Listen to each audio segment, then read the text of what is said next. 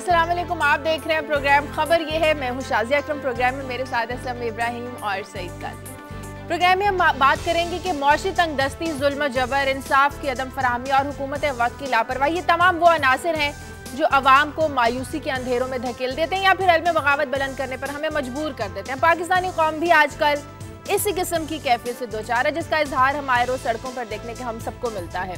कल भी मुश्ताइल अफराद ने जहां कौमी अमलाक को नुकसान पहुंचाया, वहीं पर सियासी जमातों के दफातर पर भी कल हमले किए गए, जो सियासी जमातों की शोबदाबाजियों से एक नफरत का खुला इजहार हमें कल देखने में मिला। नाकिस तर्ज हुक्मरानी से नफरत और मायूसी तो हमारी समझ में आती है, लेकिन कौमी अमलाक को नुकसान पहुंचाने से हासिल हमें क्या होगा? कहीं ऐसा ना हो कि मायूसी के इस दलदल में हम सब कुछ गंवा बैठें। ये भी हम सबको मिलकर सोचना होगा कि हमें क्या करना है। इस पर बात करेंगे। साथ ही हम बात करेंगे कि मदर्स डे इस बार 13 मई को मनाया जाता है। माँ से मोहब्बत के इजहार के लिए दुनिया भर में हर साल मई के दूसरे इतवार को मदर्स डे मनाया जाता है। चूंकि हमारा प्रोग्राम इतवार को नहीं होता, इसलिए हम मदर्स डे पर आज बात करेंगे। इसमें कोई शक नहीं कि माँ का रिश्ता सब रिश्तों से ज्यादा मुकद्दस है। दुख, दर्द, मसाइब और हालात जैसे भी हों, लेकिन माँ हर हाल में अपने बच्चों के लिए किसी कुर्बानी से दरेक नहीं करती।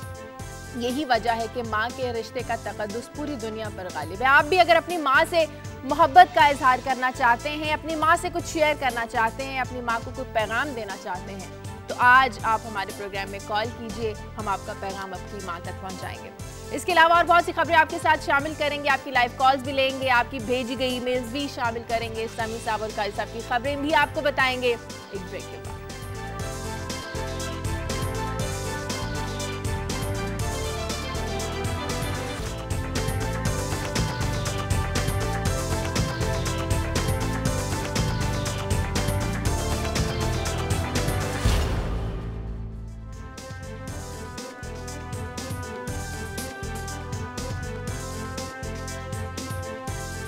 ब्रेक के बाद खुशामदीद। सबसे पहले आपके साथ शेयर करेंगे आज की अहम और ताज़ा खबरें। समी साहब और काजी साहब से पूछेंगे। जी काजी साहब। शाजिया, आगाज़ में बात करेंगे, एक इंतहाई अहम शख्सियत हैं डॉक्टर समर मुबारकमंद। कल उन्होंने एक एनर्जी की एक तकरीब में शिरकत करते हुए ये कहा कि मुल्क में 3 से 4 रुपए पर यूनिट बिजली पैदा की जा सकती है। और वो बात कर रहे थे अंडरग्राउंड कोल जो गैसिफिकेशन है, इस पर कुछ इतराज़ात भी आते रहे, लेकिन उन्होंने ये बताया है कि 80,000 मेगावाट बिजली दुनिया में इस तरीके से पैदा हो रही है। सिर्फ ऑस्ट्रेलिया में 8,000 मेगावाट वो शामिल करते हैं इस तरीके से। मगर ख़ास जो बात उन्होंने की वो ये थी कि यहाँ पे इंटरेस्टेड हैं चाइना और दीगर कंपनीज यहाँ पे करना चाहती हैं इन्वेस्टमेंट, लेकिन अगर हम खुद से कर लें तो, क्योंकि अगर वो आएंगे तो फिर वो बिजली उतनी ही महंगी मिलेगी जितनी अब हमें महंगी मिल रही है। ये बात उन्होंने की, इस पे बात करेंगे। और इसके साथ साथ एक और अहम खबर, चूँकि अब बजट करीब आ रहा है, तजारती खसारा हमारा 37 अरब डॉलर तक पहुँच गया है और ये एक रिकॉर्ड खसारा होगा। अहम बात इसमें यह है कि इसमें से मेरी बात हुई एक कुछ अर्सा पहले जो इकोनॉमिस्ट हैं, एलीट इकोनॉमिस्ट में से उन्हें कहते हैं, जो ये समझते हैं कि निज़ाम ठीक है, इसको चलाने वाले गलत हैं, यानी एक प्रो एस्टैब्लिशमेंट टाइप। जो डॉक्टर सलमान शाह साहब से मेरी बात हुई तो वो कह रहे थे कि 30% दरामदात ऐसी हैं कि अगर हम वो ना भी करें तो हमें कोई ख़ास फ़र्क नहीं पड़ता। गोया 12 बिलियन डॉलर हम इस मद में बचा सकते हैं जो अशियाए तय्युश हम लेके आते हैं, जिसके बगैर अब ज़ाहिर हम एक ऐसी खौफनाक सिचुएशन में है तो हमें ये मेजर्स तो लेनी पड़ेंगी। इस पर बात करेंगे। और एक और स्टोरी, हमारी सवात की मेहनतकश औरतें जिनके बच्चे नहीं रहे इस वॉर ऑन टेरर में, और वो सवात की कढ़ाई बहुत मशहूर है, तो मुझे वो सिब्ते अली सबा का शेर याद आ गया कि औरों की चादरों पे बनाती रही वो फूल, पैबंद उसने अपनी कबा पर सजा लिए। 20 रुपए मिलते हैं एक शाल पर कढ़ाई के। 3-4 औरतों की कहानी मैंने आज देखी, मैंने ख़ास तौर पे शामिल किया कि वो कैसे अपनी ज़िंदगी बसर कर रही हैं, हम क्या उनके साथ सलूक कर रहे हैं, रियासत ने क्या उनकी अशकोई की या नहीं, ये होगी। और आखिर में लाहौर में लोड शेडिंग जो है वो सिर्फ घरों में नहीं है, हॉस्पिटल्स में भी है, और ख़ास तौर पे वो मरीज़ जो ज़ख्मी हालत में अस्पताल में लाए जाते हैं, और 3 घंटे की लोड शेडिंग हॉस्पिटल्स में हो रही है और उनके ज़ख्मों में जो है वो इन्फेक्शन का ख़तरा है, हालात ख़राब हो रहे हैं। तो ये हमारी आज मेरी 4 खबरें ये सही। जी समी साहब। शाजिया, जो अमरीकी कांग्रेस में पाकिस्तान को दी जाने वाली इमदाद के हवाले से जो पाबंदियाँ लगाई जा रही हैं, जैसे उसको मशरूत किया जा रहा है, उसकी मज़ीद तफसीलात आ रही हैं, जिसमें नेटो सप्लाई को उन्होंने सबसे अहम रखा है। और एक जो थ्रेटन किया है कि अगर पाकिस्तान ने नेटो सप्लाईज ना खोली तो वो जो चीज़ रोकेंगे उसमें जो रीअम्बर्समेंट है पाकिस्तान कोलिशन सपोर्ट फंड की, यानी जो खर्चा पाकिस्तान आर्मी उठा चुकी है पाक अफगान बॉर्डर पर और दूसरे इलाकों में, तकरीबन वो 2 से 3 बिलियन डॉलर की वो रकम बनती है। तो ये कहा जा रहा है कि शायद वो भी अमेरिका रोक देगा। इस पर बात करेंगे। इसके अलावा एक खबर आई थी कोयटा में, रेड क्रॉस के एक डॉक्टर थे जिनको पहले अगवा किया गया, फिर उनकी बॉडी मिली, कत्ल कर दिया गया। तो उसके बाद अब जो आलमी रेड क्रॉस है उसने कैसा पाकिस्तान में अपनी सरगर्मियाँ मुअत्तल कर दी हैं, जिससे बराह रास्त जो मुतासर होंगे वो पेशावर में रहने वाले, और इसके अलावा जो पाकिस्तान के ट्राइबल एरिया में बहुत सारे बीमारों के लिए, ज़ख्मियों के लिए आलमी रेड क्रॉस हॉस्पिटल्स में मदद करती थी, तो वो उससे मुतासर होंगे। एक और ख़बर आई है पेशावर से कि खैबर एजेंसी में गुज़श्ता 2-2.5 माह में एक जो ऑपरेशन हो रहा है उसके नतीजे में तकरीबन 2.5 लाख अफराद बेघर हुए हैं, अपना घर छोड़ के आए हैं। कैंप्स में, जल्लोज़ई कैंप्स में और दूसरे कैंपों में वहाँ की सूरत हाल बहुत ही बुरी है। उन लोगों को सहूलियात जो हैं वो अवेलेबल बहुत कम है। इस पर नज़र डालेंगे। और फिर एक पंजाब का इशू है काजी साहब, गंदम की जो ख़रीद है वो उसके लिए बारदाना देती है हुकूमत, ताकि क्योंकि जिनको वो बारदाना मिलता है वो फिर जो सपोर्ट प्राइस है जो 1050 रुपये, उस पर वो गंदम बेच सकते हैं। उसकी जब तकसीम हो रही है तो उसमें जो बासर लोग हैं वो मुदाखलत कर रहे हैं, और कुछ ऑफिशियल्स अगर उनको ये बताने की भी कोशिश करते हैं कि हम ये मेरिट पे देंगे और जितनी आपकी गंदम है, जितना आपका इलाका है उस हिसाब से देंगे, तो वो उससे बड़े खफा भी होते हैं। इसी तरह का एक वाक़या गुजरांवाला में पेश आया, जहाँ पे एक फूड इंस्पेक्टर ने इनकार किया वहाँ पर मुस्लिम लीगी MPA को कि मैं आपको बारदाना नहीं दूंगा, तो उन्होंने चौक में मारा कि उस फूड इंस्पेक्टर को। ये देखेंगे कि ये क्या मैसेजेस पाकिस्तान की जो इंतज़ामिया है वो दे रही है। सही।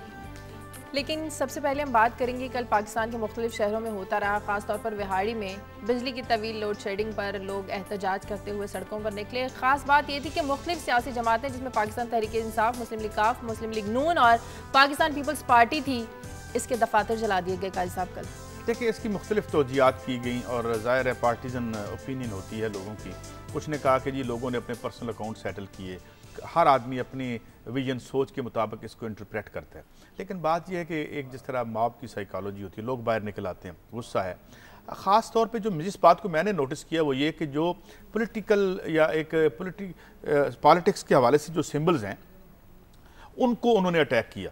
अब ज़ाहिर है वोट भी वो नहीं देते हैं, अटैक भी वो वहीं कर रहे हैं क्योंकि वो उनका कुछ। लेकिन मुझे एक बात समझ नहीं आई, सब पार्टियों के दफातर जलाए, काफ का भी, नून का भी, पीपल्स पार्टी, तहरीक इंसाफ का क्यों ना? वो इक़्तिदार में है ना, कोई किसी फैसले में ना लेने में ना देने में, तो तहरीक इंसाफ पे गुस्सा क्यों निकला?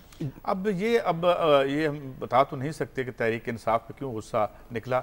इसमें ये उनसर भी हो सकता है कि उनकी बड़ी तवक्कुआत रही हैं तहरीक इंसाफ से, मगर जिस तरह समी साहब पॉइंट आउट करते रहते हैं कि शायद कुछ नापसंदीदा अवाम के नापसंदीदा अफराद जो उसमें शामिल हुए और थोड़ी सी टार्निश हुआ उसका इमेज इक़्तिदार में आने से पहले ही, तो वो जो शायद डिसल्यूजनमेंट या मायूसी उन्हें बहुत बाद में जाके होनी थी वो शायद पहले हुई। एक तो इसकी तोजी ये भी हो सकती है, और दूसरी बात यह है कि एक ब्लाइंड फ्यूरी भी होती है। गुस्सा है, लोग तंग है यार लोगों का, आप हश्र क्या करें, 22 घंटे बिजली। देखें लोग कहते हैं ज़रूरत इजाद की माँ है ना, लेकिन बात यह कि असल में इजाद ज़रूरत की माँ होती है। जब बिजली नहीं थी लोग रहते थे, मेरे वालिद मोहतरम मुझे बताते हैं कि जब वो हॉस्टल में थे तो पंखे नहीं हुआ करते थे, बिजली लोग रहते थे। मगर एक दफ़ा जब आप आदमी को आदत डाल देते हैं फैसिलिटी की और वो फिर उससे वापस ले लेते हैं, तो फिर लोग जो हैं उस तकलीफ को बर्दाश्त नहीं कर सकते। अच्छा, मैं काजी साहब आपने बड़ा सिंपल इसको बयान किया, इसमें कोई शक नहीं कि गम गुस्सा भी है, और लोग जब निकलते हैं जुलूस में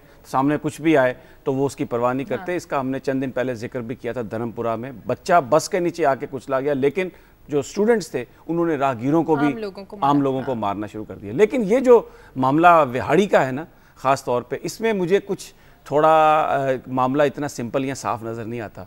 वहाँ पर ताजरों ने हड़ताल की अपील की थी, और जो वहाँ के जो पुलिस इंतजामिया थी उनको कैसा भी ये इल्म था कि ये कल हड़ताल होनी है, लेकिन ये वहाँ पर कोई भी बंदा हिफाजत के लिए नहीं था, पुलिस मौजूद नहीं थी, जिसकी वजह से वापडा कॉम्प्लेक्स को आग लगाई गई। बड़ी एक सरकारी बिल्डिंग थी। लेकिन मैं बात करूँगा तहमीना दौलताना साहबा के घर पर जो आग लगाई गई, देखिए ये मुस्लिम लीग नून के वो अकाबरीन हैं जिनके बारे में माजी में ये खबरें आ रही थी कि शायद ये तहरीक इंसाफ में जाने वाले हैं। फिर उसके बाद वहाँ पर मुस्लिम लीग काफ के MPA का घर भी चलाया गया, वो काफ बहुत अपोज कर रही है मुस्लिम लीग नून को, यानी सूबाई गवर्नमेंट को। फिर तहरीक इंसाफ का भी दफ्तर जला दिया गया। तहरीक इंसाफ ने भी पीपल्स पार्टी को भी आड़े हाथों लिया हुआ है, तो मुस्लिम लीग नून को भी। सवाल ये है कि जब पता था कि एहतजाज होने वाला है तो क्यों नहीं इंतजामिया वहाँ पर हरकत में आई, क्यों नहीं इन लोगों की हिफाजत के लिए बंदोबस्त किया गया, वापडा कम्प्लेक्स की हिफाजत के लिए बंदोबस्त किया गया। अगर हमारे नुमाइंदे हैं वो आपको बताएंगे, मेरी उनसे रात बात हो रही थी, अगर वो मौजूद है तो उनसे सुने, बड़ी स्टार्टलिंग उन्होंने वो ये बातें बताई। हमारे साथ हैं। शायद कल सारा दिन जो होता रहा हम देखते भी रहे, सियासी जमातों के दफातर भी जलाए गए, लेकिन इंतजामिया कल हरकत में नहीं आई इसके बावजूद भी। शादिया, ये कल बहुत ही अजीबोगरीब वाकया तो यहाँ पे बिहाड़ी में हुए हैं। ये बिहाड़ी के तारीख में कभी भी ऐसा नहीं हुआ जो कल हुआ है, क्योंकि इससे एक रात कबल जो लोड शेडिंग के खिलाफ हमारा एक 9WB का इलाका है, वहाँ पे लोगों ने मुल्तान रोड को ब्लॉक कर दिया था। तो वहाँ पे लोगों ने पुलिस सिटी SHO को बकायदा उसके गले में पट्टा बांधकर कुत्ते की तरह मारा था। उनकी मुहाफिज फोर्स की 2 मोटरसाइकिलें जला दी थी। उसके बाद अंजुमन ताजरा ने कॉल दे दी थी कि लोड शेडिंग के खिलाफ कल शटर डाउन हड़ताल होगी। जब सुबह शटर डाउन हड़ताल हुई तो DPO को, पुलिसों को, सबको पता था कि सुबह हड़ताल हो रही है और शहर के अमन को खराब होने का खदशा है, लेकिन पुलिस का एक भी बंदा नहीं था। अंजुमन ताजरा ने अपना जलसा कर रही थी 8 बजे, जबकि एक मॉब, एक लड़कों का या एक अननोन पर्सन का एक हजूम, जिनके हाथों में डंडे थे, जिनके हाथों में पेट्रोल बम थे, वो आए हैं यकदम और आते ही उन्होंने नारे मारने शुरू कर दिए हैं। और फिर वो तहमीना दुल्ताना मुस्लिम लीग की MNA है, उसके दफ्तर चले गए, वहां पे उन्होंने आग लगा दी, उसके सेक्टरों पर तशद्दुद किया। फिर ये बंदे वहां से निकले हैं, ताहर इकबाल MPA की तरफ चले गए हैं, काफ लीग का जो MPA था उसके दफ्तर को जला दिया, उसके वहां पे खड़ी मोटरसाइकिलों को जला दिया। फिर ये चले गए मियां साकिब खुर्शीद है, साबिक MPA का 2 दफा और साबिक तहसील आजम मुस्लिम लीग नून से रहे, वो अब भी मुस्लिम नून के रहनुमा है, उसकी कोठी पे चले गए हैं जहाँ उनके बच्चे थे। वहां पे मैं भी मौजूद था, मैंने भी उनको कहा कि यार इनके जो बच्चे हैं ये दफ्तर नहीं है। उन्होंने मुझ पर भी तशद्दुद करने की कोशिश की है, तो वहां पे उनके कोठी पे हमला कर दिया। फिर तहरीक इंसाफ के दफ्तर को जला दिया बुरी तरह, वहां पर बंदों ने भागकर जान बचाई है। एक पुलिस का बंदा भी शायद मौजूद नहीं था। फिर यही लड़के, यही वो अननोन पर्सन सारे वो पुलिस के दफ्तर चले गए। अच्छा, शायद ये बताइए कि क्या वो उन्होंने मुंह ढके हुए थे कि उनका कोई उनको आइडेंटिफाई नहीं किया जा सका, और दूसरा ये भी कि उनकी तादाद कितनी थी? ये सैकड़ों में थे, ये जो लड़के थे ये सैकड़ों में थे। 2-3 जुलूस थे इसमें। एक जो ये जलाओ गहराव वाला था ये अलहदा था, जो बाद में पुरअमन थे वो ताजरों का, वो अलहदा था। लेकिन ये सैकड़ों में थे, काफी 100 की तादाद में थे। इन्हों के मुंह नहीं ढके हुए थे, ना मुंह उन्होंने छुपाए हुए थे, लेकिन ऐसे महसूस हो रहा था जैसे कोई ये प्री प्लान मंसूबा हो रहा है। सही। अच्छा, शायद ये गम गुस्सा सिर्फ लोड शेडिंग के खिलाफ था या और भी इसके पीछे बहुत से वजूहात हैं? नहीं, ये इस वक्त तो ऐसे महसूस हो रहा है कि जैसे शादिया कोई प्री प्लान मनसूबा बनाया गया है कि लोड शेडिंग का तो है ही है ना, इसमें तो लोड शेडिंग का इशू तो था। लेकिन जब ये मैं आपको बताता चलूं कि वापडा के कॉम्प्लेक्स 6 मंजिला बिल्डिंग है, बहुत बड़ी बिल्डिंग है, तो ये आप फुटेज में देखें तो दोनों बिल्डिंग्स को इस तरह जलाया है कि समझ नहीं आई कि कैसे इतना पेट्रोल आ गया। वहां से लोग लूट मार करके ले गए, कंप्यूटर ले गए, उनके मोटरसाइकिल गाड़ियां जला दी और पुलिस खड़ी रही। पुलिस के चंद DSP DPO नहीं था, छुट्टी पे था, टाइम काम DPO वो DSP वो चंद पुलिस अफसरान के साथ। बहुत शुक्रिया शाहिद नियाज आपका, इतने बड़े पैमाने पर नुकसान हुआ। समी साहब, वाकई में लग रहा था कोई प्री प्लान मंसूबा किया गया। अच्छा, एक बात तो ये एंगल जरूर है कि प्री प्लान होगा, कुछ लोगों ने अपने अकाउंट्स को सेटल करने होंगे। लेकिन शाजिया, ये सारी जो सूरत हाल है, ये बात एक हमारे सियासतदानों के लिए बहुत बड़ा एक सिग्नल है, उनके लिए एक बड़ा पैगाम है। क्योंकि ये सिर्फ बिहाड़ी में वाक़या नहीं हुआ, फैसलाबाद में मैंने कल देखा काजी साहब, वहाँ पर जो सियासी जमात, मकामी जो सियासी जमातों के जो थे पोस्टर्स रहनुमाओं की तस्वीरों वाले, उन पर लोग जूतियाँ मार रहे थे। बुनियादी तौर पर ये एक उनकी तरफ से पैगाम था, नाराज़गी थी। तो मैं तो ये समझता हूँ कि ये जो हम हमेशा बात करते हैं कि अगर इस तरह का प्रैक्टिकली आप मुजाहरा कर दें वोट वाले दिन इस एंगर का, बजाय इसके कि आप अपनी अमलाक को तबाह करें, बजाय इसके कि आप आग लगाएं, जलाओ और घेराव करें, अगर आप इस एंगर को बचा के रखें और वोट वाले दिन इन लोगों को रिजेक्ट कर दें, तो मेरा ख्याल है कि ये एक बहुत बड़ा पैगाम होगा पाकिस्तान के उन सियासी खानवादों पर। मैं एक बात करूं, मैं तो उसका जवाब बहुत दफ़ा दे चुका हूं कि वोट कितना बेअसर हो गया है और बेमानी बात है मेरी नज़र में ये। लेकिन मैं एक बात पे ज़रूर पॉइंट आउट करना चाहता हूँ। जिस तरह समी साहब ने वो बात की, मैं उससे इत्तफाक करता हूँ। वो बात ये है कि एंगर मौजूद है, उस एंगर को अगर कोई गलत दाएं या बाएं रुख दे रहा है, अपने पर्सनल अकाउंट सेटल कर रहा है, तो ये हो सकता है। मगर वजह क्या है कि लोग तंग हैं, वो बाहर आ रहे हैं और वो जो अपने पॉलिटिशियंस की जो बता रहे हैं, उनके जूते मार रहे हैं, जो उनकी तस्वीरों को, इसका मतलब ये है कि वो डिसल्यूजन्ड है, वो एक पूरी क्लास से डिसल्यूजन्ड है। उनके लिए बड़ा मुश्किल हो गया ये देखना कि इनमें से मेरा कौन है और दूसरे का कौन है, ये परेशानी है। और दूसरी एक जो मैं एक इससे पहले कि हम दूसरे किसी तरफ जाएं, एक और बात जो अफसोसनाक है सारी, देखिए उन्होंने शाहिद साहब ने भी ये बात बताई कि लॉ इन्फोर्समेंट उसका काम ये है कि वो अमलाक की तहफ़्फ़ुज़ करे, लोगों को सिक्योरिटी प्रोवाइड करे और इन चीज़ों को रोके, वो कोई भी नहीं था। अब यहाँ पर मैं हमेशा जो बात करता हूँ, जिस पर कुछ स्कॉलर मुझ पर ये इल्ज़ाम भी लगा देते हैं कि शायद मैं मुस्लिम लीग नून की गवर्नमेंट को लताड़ रहा हूँ, कि जब सूबाई हुकूमत खुद ये कहे कि हम प्रोटेस्ट करेंगे, तो फिर उसके बाद जो पुलिस है उसको मैसेज क्या है कि आप इनको वहां पर वो लोग बेकाबू भी हो जाते हैं। बाहर भी चलती हैं, लोगों में गम गुस्सा बाहर भी देखते हैं, हम बाहर भी एहतजाज करते देखें, लेकिन ऐसी सूरत हाल हमने कभी भी नहीं देखी। एहतजाज करना जमहूरी मुआशरे में एक आवाम का हक है, हर जगह होता है। मैं कहता हूं कि बिल्कुल एहतजाज करें। बाहर के मुल्कों में रेंटल पावर यूनिट्स मंगाए जाते हैं, नहीं बाहर के मुल्कों में जिंदगी और सियासतदान इस तरह चला करते हैं, वो भी वारदात जरा सोफिस्टिकेटेड कानून के शिकों में बैठ के करते हैं। ये तो बेलेटेडली करते हैं, ये तो खुल के करते हैं, यहाँ कर लो क्या करना। हमारा पड़ोसी मुल्क है काजी साहब भारत, मैं आपको बताऊं वहां पर 400 मिलियन लोग जो हैं वो ग्रिड से बिजली नहीं लेते, कनेक्टेड नहीं है मेन बिजली से, और 6-6 घंटे की लोड शेडिंग होती है। वहां पे मुजाहरे होते हैं, एहतजाज भी होता है, लेकिन इस तरह की खबरें नहीं आती कि आपने जला दिया। ये सब कुछ जो हो रहा है ना, जैसे शाहिद ने बताया, एंगर अपनी जगह पर, लेकिन इसमें कुछ अपना स्कोर सेटल करना भी है। एक कॉलर है हमारे साथ लाहौर से, अजीम हाल आयो। ये मसला ये कि हम असल पॉइंट को छोड़ के बहस व मुबाहिसा इसी में लगे रहते हैं। अगर किसी के पेट में दर्द है तो कहते हैं दांतों वाले डॉक्टर के पास भेज दें ताकि उसके दांत निकाल दे, ताकि खाए ही ना कुछ। अब मसला ये कि आप कालाबाग डैम के ऊपर सारे प्रोग्राम उसी पे करें, क्यों आपको शर्म आती है? कालाबाग डैम होगा, 1 रुपए यूनिट बिजली आएगी। बिजली का मसला, बिजली के मसले को तो हल नहीं करते लोगों को कि ये ना करे वो ना करे, किसी ने नहीं हटना इस तरह। ये आप जरा सोच लें। बहुत शुक्रिया अजीम। कालाबाग डैम इतने प्रोग्राम किए, इतनी बहस की, लेकिन ये मसला देखिए, कालाबाग डैम हो या और कोई अमली काम, ये ठीक कह रहे हैं। हाँ। अमली काम कोई नहीं करना, क्यों नहीं करना? जिस तरह मैं अभी अपनी खबर का भी जिक्र कर रहा था, इंपोर्ट करेंगे तो उसमें ज्यादा वारदात होगी। खुद से अगर हम कर लें तो भाई वेस्टेड इंटरेस्ट हर जगह हायल होता है। वो ये सही बात कर रहे हैं, मेरे ख्याल ये उनकी सही बात है। और कालाबाग डैम एक पोलिटिसाइज हो गया इशू, उसको ऐसे नहीं होना चाहिए था, उस पर भी रीनिगोशिएट करना चाहिए गवर्नमेंट को, सियासी जो हमारे स्टेक होल्डर्स हैं। इसके अलावा उसके साथ साथ और जो चीज़ें हैं इस तरह के जो हमारे डैम्स बन सकते हैं उनको भी जल्दी से बनाना चाहिए। मेरा एक सवाल आपसे, देखें ये कहते हैं जी कालाबाग डैम होगा तो फलां सूबा डूब जाएगा, ये जो ANP वाले या दूसरे हमारे दोस्त और भाई कहते हैं मुल्क टूट जाएगा। मुझे ये बताएं कि ये जो हूवर डैम बना वो तो नहीं डूबा। अमेरिका तो यहाँ डैम बने तो मुल्क डूब जाता है। ये सियासत क्या करते हैं? मेरी बात सुनिए जरा, ये सियासत करते हैं सूबे का नाम बदल दें, डैम बनेगा तो ये हो जाएगा, ईद का चांद नजर आया या नहीं आया। ये बेसिकली इस क्लास का प्रॉब्लम हो गया है कि ये किसी रियल इशू को या तो हाथ डालते हुए डरते हैं, या इनसे हो नहीं सकता, या जो कल की बहस हमारी थी कि ये नाअहल है, ये कर नहीं सकते। अच्छा, टीवी पे आके ये क्या कहते हैं, किसी ने, मैं कल देख रहा था शाजिया, कहते हैं नहीं नहीं देखे ना अमेरिका बड़ा सख्त है, बड़ा डाडा है। अच्छा भाई ये गैरत ब्रिगेड है। ओ भाई गैरत ब्रिगेड का मसला नहीं है, यहाँ भूख ब्रिगेड है। वाई आर वी ग्लोरीफाइंग बेगैरती? काम नहीं करना चाहते। और घर से हम अगर खुद लोगों को कहते हैं कि कुछ नहीं हो सकता, तो इसका मतलब है कि आप कुछ कर नहीं सकते। देखिए एक इसमें बात है, बात कर लें जी कर लें। फैसलाबाद से वो हमारे साथ हैं।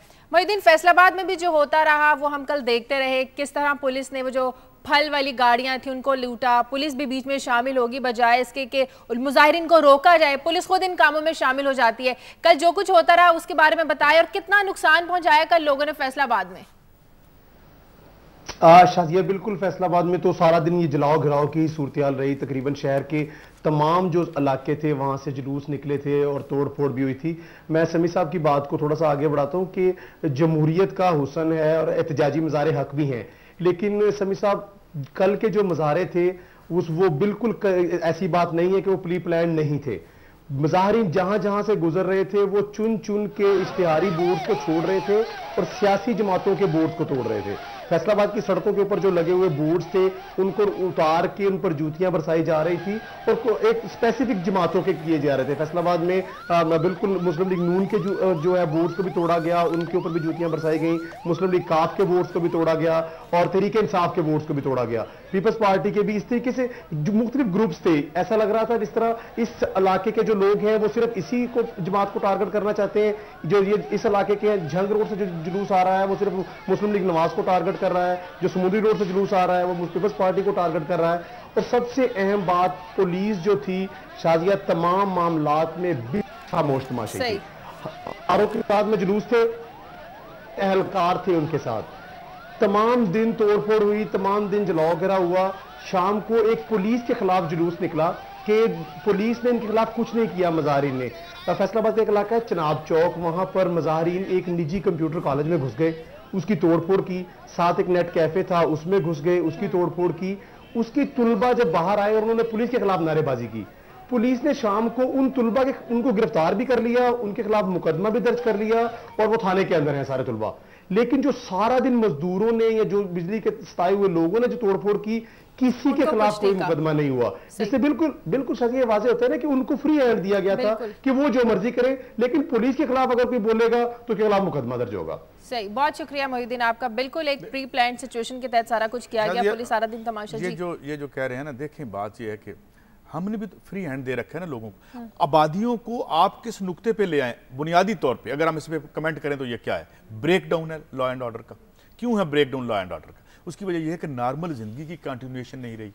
ये इनकी जिम्मेदारी। अब हम उसमें कहें जी उसने फलां मजदूर ने फलां तोड़ दिया, फलां पार्टी ने, ये बहुत सारी बहस, बहुत सारे एतराज़ात हम कर सकते हैं, मगर बुनियादी बात क्या है? बुनियादी बात यह है कि आप बिजली नहीं दे रहे, जिसकी वजह से वहाँ रोजगार नहीं है, लोग तंग हैं, वो कभी अपना गुस्सा नेट कैफे में आकर निकाल रहे हैं जो कि गलत है, जो किसी इमलाक को बर्बाद कर रहे हैं जो कि गलत है।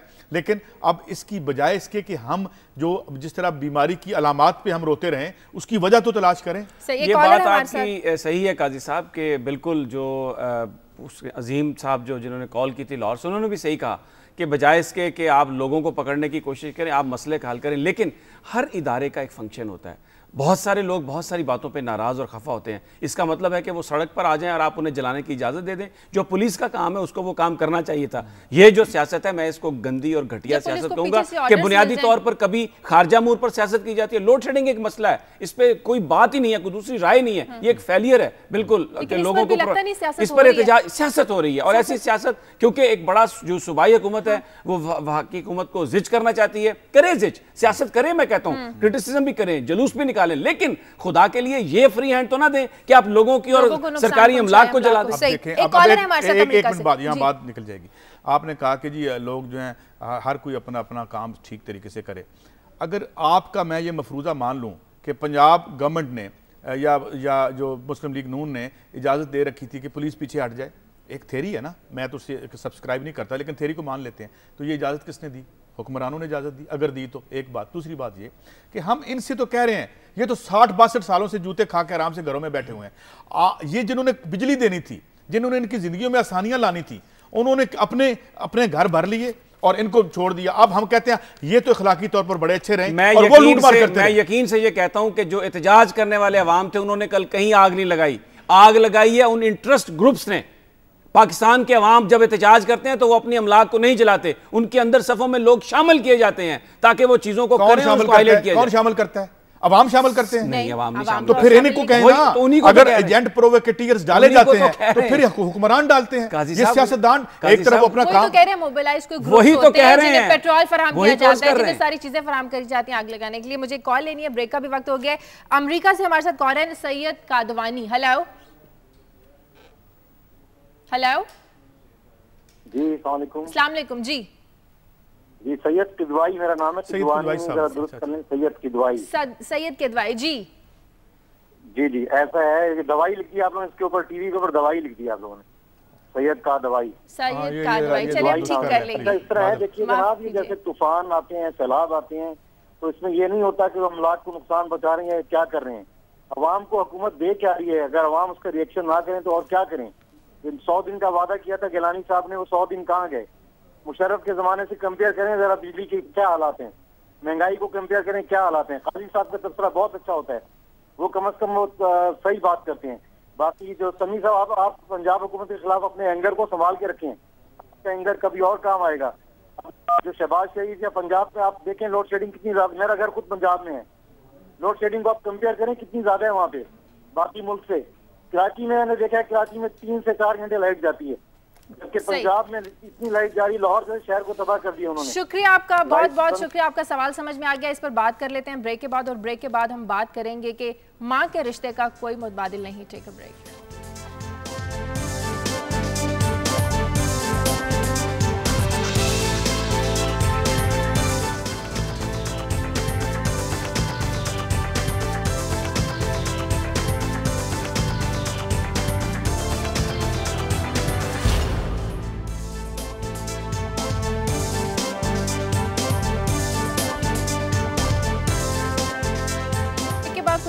अमेरिका से एक और कॉलर है हमारे साथ, मन्नान हाशमी। हेलो हेलो, अस्सलाम वालेकुम जी। मैं अमेरिका से नहीं, मैं इंग्लैंड से बात कर रहा हूँ। जी जी बोलिए। अच्छा, मैंने आपके साथ 2-3 जो है ना मेन खबरें शेयर करनी थी जो आपने अभी तक अपने प्रोग्राम में शेयर नहीं की। पहली बात तो ये है, हमारे जो प्राइम मिनिस्टर साहब इंग्लैंड के दौरे पे आए हुए थे, तो रिसेंटली मैंने आपको याद होगा लास्ट वीक आपसे ये बात शेयर की थी कि गोरे किस तरह जो है ना वो सुर्खियां लगेंगे।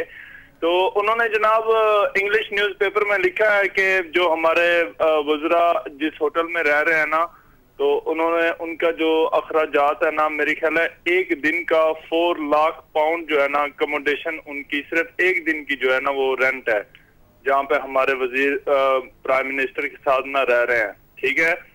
तो सेकंड ये है कि इनके मीडिया ने क्वेश्चन किया है अपने प्राइम मिनिस्टर से कि आया कि ये जो पाकिस्तान के प्राइम मिनिस्टर के साथ इनके वज़रा आए हैं, इनको आपने दावत दी है या वो अपने खर्चे के ऊपर है। यानी कि उन्होंने अपने प्राइम मिनिस्टर से इस बात की बड़ी शिद्दत के साथ ये मामला उठाया है कि ये जो इतने उनके वज़रा आए हैं ये आपके खर्चे पे आए हैं या वो अपने खर्चे पे आए हैं। तो इस बात पे प्राइम मिनिस्टर ने बहुत ही हंसा मजाज में कहा है कि ये वो पाकिस्तान की गवर्नमेंट है जहाँ पे ना उनके अवाम को कोई रिलीफ है, ना कोई बिजली का प्रॉब्लम का हल है कोई, और ये वो गवर्नमेंट के अरकान हैं जो मतलब यह है कि अवाम के पैसों से यहाँ यशन करने के लिए आए हुए हैं। हमने सिर्फ 6 बंदों को जो है ना। बहुत शुक्रिया मनान आपका। अच्छा, ये एक बहस रहती है, अच्छा जब कोई इसमें डेलीगेशन जाते हैं वाकई अपना खर्चा उठाते हैं या जहाँ आप जाते हैं वो आपको होस्ट करते हैं? इसमें ये होता है कि जो तो सरकारी तौर पर जिनको इन्विटेशन आई हो और जो सरकारी डेलीगेशन होता है, इतने ज्यादा लोगों को जो जितने का भी हो, चाहे वो 50 का हो चाहे 2 का हो,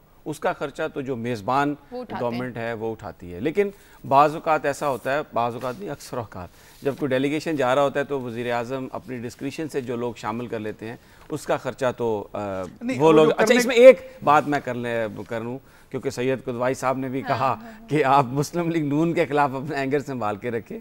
ऐसा कोई एंगर हमारा उनके खिलाफ नहीं है। एक अच्छी जो आज खबर छपी है, क्योंकि ये दौरों के हवाले से बात हुई है, जिसमें यह बताया गया कि मियाँ शहबाज शरीफ साहब ने 7 गैर मुल्की दौरे किए हैं, लेकिन उस पर जो नेशनल एक्सचेकर यानी कौमी ख़जाने को सिर्फ 20 लाख रुपए अदा करने पड़े हैं। और ये एक बड़ी खुशगवार, मेरे लिए ये एक बड़ी अच्छी हैरत की बात थी कि वो अपनी जेब से जब वो गए हैं बाहर तो अपने सारे जो अखराजात हैं उन्होंने अपनी जेब से अदा किए। तो मेरा ख्याल है कि ये जो कॉलर ने लंदन से बात की, अगर वज़ीर आज़म साहब कुछ लोगों को अपने साथ लेकर जाना चाहते थे तो चाहिए ये था कि वो लोग अपनी जेब से इसका खर्चा करते। अगर हुकूमत पाकिस्तान का खर्चा उस पर हुआ तो ये बहुत ही हुआ है हुकूमत पाकिस्तान का खर्चा, और अगर उन्हें कहा जाता कि अपनी जेब से जाएं तो पीएम साहब अकेले ही फिर तशरीफ़ ले जाते।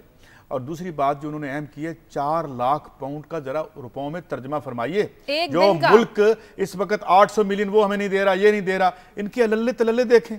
ये पता नहीं अपने आप को अकबर बादशाह समझते हैं। हम जमूर जमूर के नारे लगा रहे हैं, ये है जमूर कि 4 यानी ये तकरीबन अगर आप देखें तो इस वक्त 130-40 रुपए का पाउंड है जी तकरीबन। तो ये कितने 5-6 करोड़ रुपया बन गया एक दिन का खर्चा, एक दिन का खर्चा। ये कौन लोग हैं यार, ये किसके नुमाइंदे हैं? समी इब्राहिम साहब ये क्या कर रहे हैं हमारे साथ? हम हैं कि अभी मेरे पास खबर है, मैं कर देता हूँ सारा, 37 बिलियन पाउंड का हमारा डेफिसिट है जो आ गया। और जो हमारी दरामदात हैं वो तकरीबन यानी जो बरामदात हैं और इसके दरमियान जो है पहली दफ़ा इतना बड़ा डिफरेंस हुआ है, तकरीबन 12.171 बिलियन डॉलर का। आलम यह है कि हम सबसे बड़े ट्रेड डेफिसिट की तरफ बढ़ रहे हैं शाजिया। और अमेरिका बहादुर ने भी जो थोड़ी बहुत हमें वो पीनट फेंकते हैं, बड़े आसान फरमाते हैं हम पे, वो भी अभी समी साहब ने कल और आज खबर दी कि वो भी वो रोक रहे हैं या रोक ली है उन्होंने। ये आलम है। उधर हफीज शेख साहब मुस्कुराते हुए हमें बता रहे हैं कि बड़ी अच्छी मैशत है, माशाल्लाह बड़ी अच्छी चल रही है, और ये जो लोग कर रहे हैं वो झूठ बोल रहे हैं। अगले दिन उनका बयान था कि मैशत तो बहुत अच्छी चल रही है। प्राइम मिनिस्टर साहब वहाँ जो है 4 लाख पाउंड एक दिन में खर्च कर रहे हैं। तो ये क्या जमूर है? जमूर की हालत ये है कि ना उसके पास रोटी है, ना उसके पास बिजली है, ना उसके पास पानी है। इसके साथ मैं खबर में ज़्यादा डाइग्रेशन नहीं करना चाहता। इसमें जो मैंने बात की थी कि मसलन इसमें भी आप पॉलिसी देखें, 12 से 13 बिलियन डॉलर की वो चीज़ें हैं जो खुद मैंने एक इंटरव्यू किया, जो हमारे एक एलीट इकोनॉमिस्ट हैं जनाब डॉक्टर सलमान शाह साहब, उन्होंने कहा जी 30% इसमें से अगर आप स्लैश भी कर दें तो उसकी ज़रूरत नहीं। जिस तरह हमने 50 अरब रुपए के हमने टेलीफोन मंगा लिए, 25-30 अरब रुपए की हमने कारें मंगा ली, हालांकि हम ये चीज़ें यहाँ बना सकते हैं और बन भी रही हैं। तो ये इस तरफ कोई नहीं है। एक तरफ वो हमारे वो, और क्या बात की बनान, गौर करें ज़रा कि उसने ठट्ठा उड़ाया उस डेविड कैमरोन ने, जो कि खुद एक बड़ा स्पाइनलेस किस्म के प्राइम मिनिस्टर हैं, जो कि इस वजह से प्राइम मिनिस्टर बने हैं क्योंकि बरतानिया के अवाम किसी को प्राइम मिनिस्टर नहीं बनाना चाह रहे थे, क्योंकि फ्रैक्चर्ड मैंडेट का यही मतलब होता है कि अवाम का इन पे एतमाद ही नहीं है। वो इधर से दाएं बाएं काबल टुगेदर करके वो हमारा मजाक उड़ा रहे हैं कि नहीं जनाब, इस किस्म की हरकतें तो सिर्फ पाकिस्तान के अवाम भूखे मरे हैं। ये हमारे मनान साहब ने बताया, इसको हम ऑथेंटिकेट भी कर लेंगे, हम उनकी बात पे यकीन भी करते हैं कि जनाब ये वही कर सकते हैं कि इतनी फौज जफर मौज लेके आ जाए। तो ये हमारा है, ये हमारा कज़िया है कि वो मुझे याद आते हैं मरहूम अब्बास, जरा सुनिएगा, दिलदार परवेज़ भट्टी बड़े अच्छे दोस्त थे और बड़े अनटाइमली उनकी डेथ होगी। तो वो एक हॉस्टल में जब थे तो वो कहने लगे कि यहाँ हॉस्टलों में ना गरीब वालिदैन की अमीर औलाद रहती है। जरा गौर फरमाइए, तो ये हमारे जना गरीब अवाम के अमीर हुक्मरान है। ये आपने सही कहा। अच्छा, मैं एक दो बातें आपने अपनी गुफ्तगू में, एक तो अमरीकी इमदाद का जिक्र किया कि जो पाबंदियाँ आ रही हैं। अच्छा, उसमें जो सूरत हाल है एक्चुअल वो ये है कि जो कांग्रेस है उसने तो ये सारी की सारी शराइत जो है मुंसलिक कर दी है, लेकिन साथ में उन्होंने एक बात ये कही है कि जो सर्टिफिकेट चाहिए होगा सेक्रेटरी ऑफ स्टेट का कि वो नेटो सप्लाई के हवाले से पाकिस्तान ने क्या किया।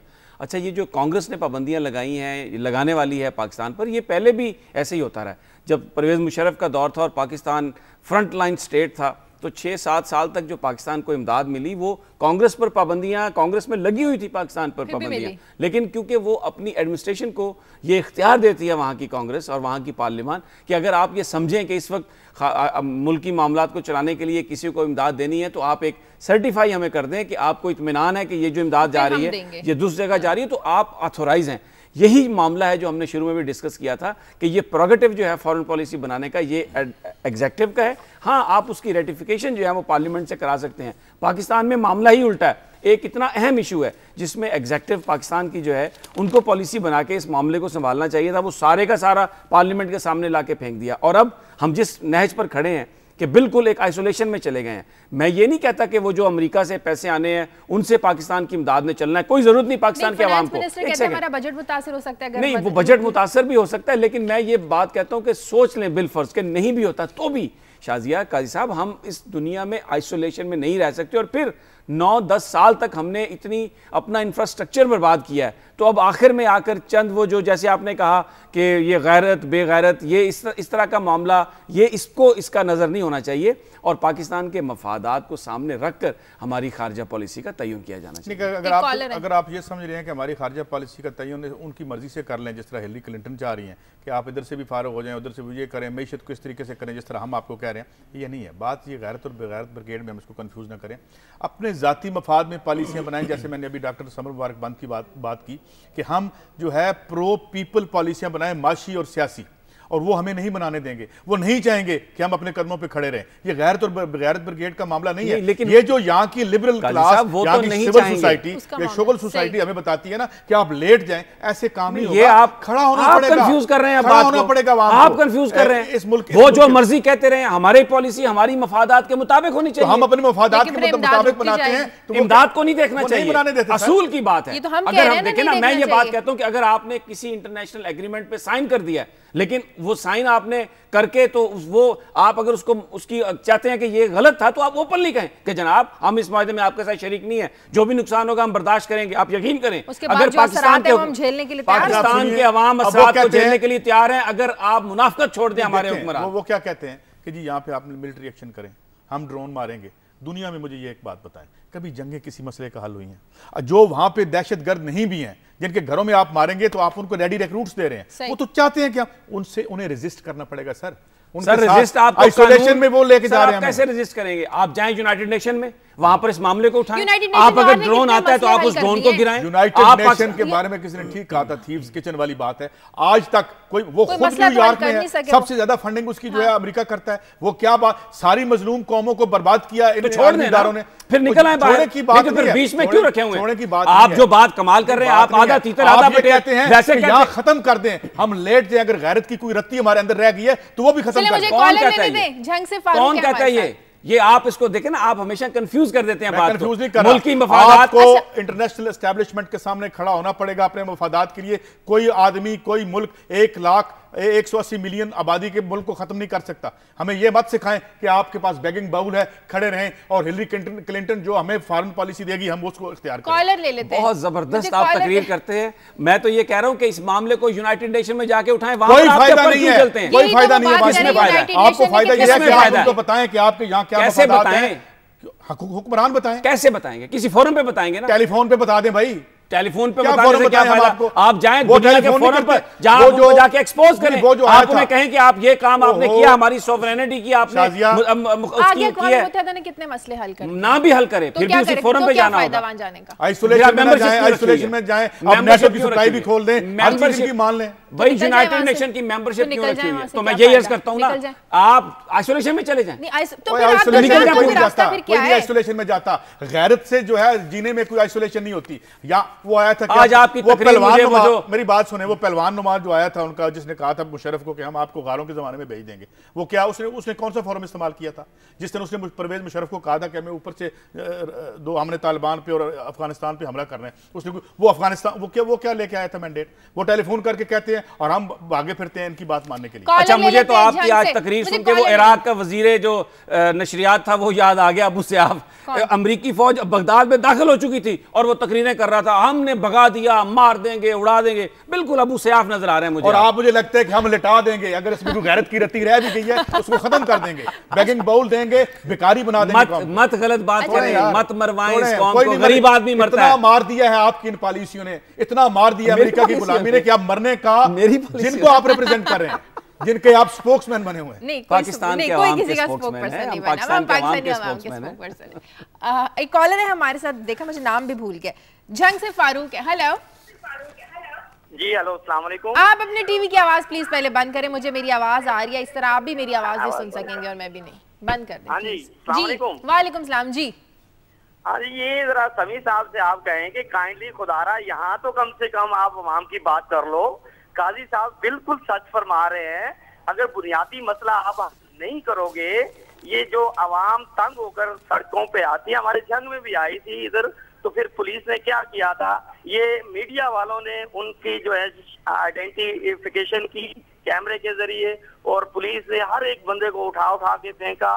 उनके पास पैसे थे नहीं थे, 35,000 रुपए पर हेड लेकर उन्होंने छोड़ा उन्हें, और इतने रुपए उन्होंने कमाए। उसके बाद जंग में एहतजाज नहीं हुआ, लोग भूखे मर रहे हैं लेकिन एहतजाज नहीं हुआ है। काइंडली समी साहब ये सोच लें कि अवाम जो है वो तंग होकर सड़कों पे आते हैं। जो आप बात कर रहे हैं ना मुख्तलिफ महकमों के अपना कंट्रोल की, तो आप उस वक्त कंट्रोल करें जब आप उनकी रिक्वायरमेंट पूरी कर रहे होंगे। उसके बाद अगर कोई दंगा फसाद करता है तो बेशक आपको हक हासिल है कि उसके खिलाफ कार्रवाई करें। शुक्रिया फारूक आपका।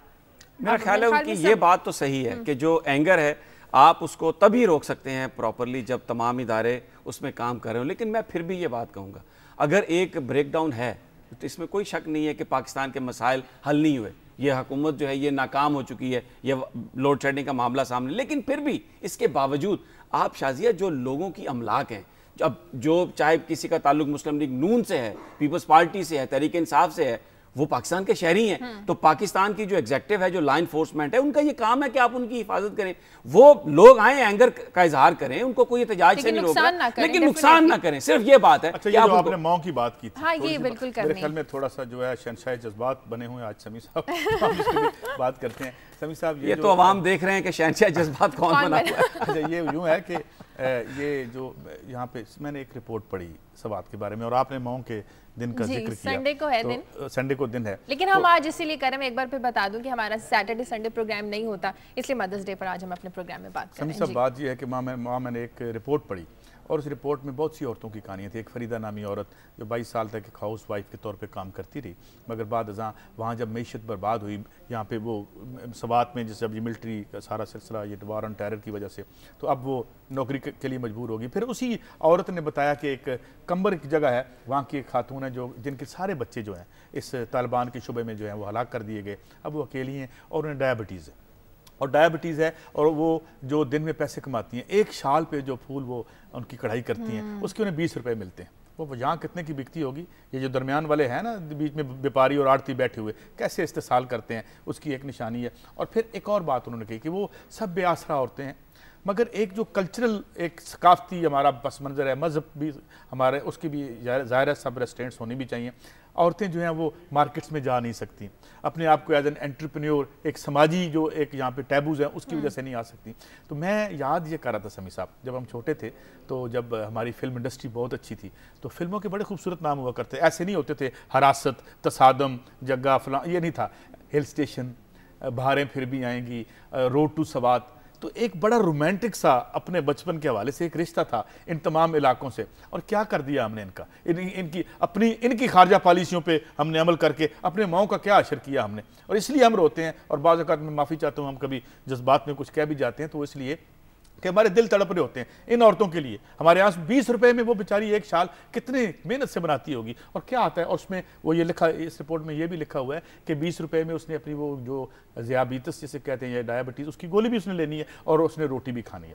ये होता है। कल का वाक़या देखें। और देखें इसके साथ अब मनान साहब की काल को जोड़ें, जोड़ें मनान साहब की काल को, $4 लाख यानी पाउंड एक दिन में वो हम वहां पे खर्च कर रहे हैं। ये इन आबादियों का हाल है। तो भाई इनसे हम क्या बात करें, इनसे किस जबान में समी इब्राहिम साहब इनसे बात करें कि इन दुखी अवाम की आवाज इन तक पहुंच जाए। सिर्फ एक ही आवाज है जो बचा सकती है पाकिस्तान को, कि आप इंतखाबात में इनको दोबारा मुंतखब ना करें। काजी साहब, आप जो तरगीब दे रहे हैं ना, आप जिस इनकलाब की बात कर रहे हैं वो रिजेक्ट हो चुका है। आप जो बात कर रहा हूं, मैं पानी की बात कर रहा हूं, जमहूरियत से मैं बात कर रहा हूं, जमहूरियत की बात है। मैं ये कह रहा हूं कि 1970 जमहूरियत की बात है। इस प्रोग्राम में 1973 के कॉन्स्टिट्यूशन की 3 में शकें पढ़ चुका हूं कि इन पे अमल करो या इनको बाहर निकाल दो।